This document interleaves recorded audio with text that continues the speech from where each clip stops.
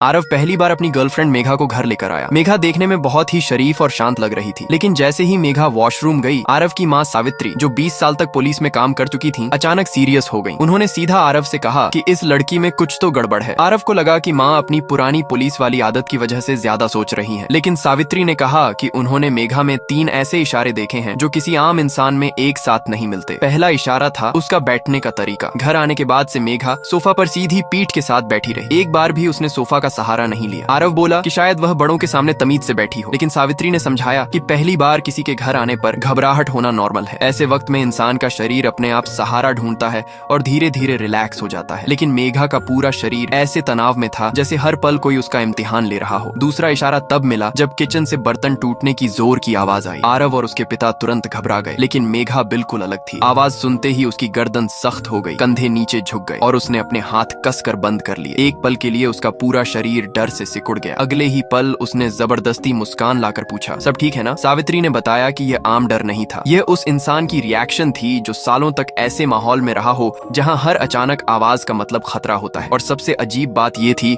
कि मेघा ने 1 सेकंड के अंदर अपना चेहरा बिल्कुल नॉर्मल कर लिया। इतनी तेज इमोशनल कंट्रोल सिर्फ वही लोग सीखते हैं जिन्होंने सालों तक गलती करने की सजा झेली हो। फिर सावित्री ने तीसरी और सबसे बड़ी बात बताई। उन्होंने मेघा से उसके स्कूल और दोस्तों के बारे में पूछा था। मेघा ने बस इतना कहा कि वह सबके साथ अच्छे से रहती थी और कभी कभी शॉपिंग और मूवी देखने जाती थी। उसने किसी एक दोस्त का नाम नहीं बताया, किसी जगह का जिक्र नहीं किया और न ही बचपन की कोई याद शेयर की। सावित्री ने आरव को समझाया कि जब किसी से उसके बचपन के बारे में पूछा जाता है तो लोग तुरंत किसी दोस्त, टीचर या किसी खास इंसान को याद करते हैं, लेकिन मेघा के हर जवाब में सिर्फ जनरल बातें थी, न कोई नाम, न कोई याद और न ही कोई एहसास, जैसे उसके पूरे बचपन पर किसी ने पर्दा डाल दिया हो। सावित्री ने कहा कि ऐसा सिर्फ 2 हालात में होता है, या तो इंसान अपनी पूरी पहचान के बारे में झूठ बोल रहा होता है, या फिर उसका गुजरा हुआ वक्त इतना दर्दनाक होता है कि वह उसका एक भी हिस्सा किसी को बताना नहीं चाहता। आरव अब भी यकीन नहीं कर पा रहा था। उसने कहा कि मेघा 1 साल से उसके साथ है और कभी उसे कुछ गलत महसूस नहीं हुआ। कुछ देर बाद मेघा वॉशरूम से बाहर आई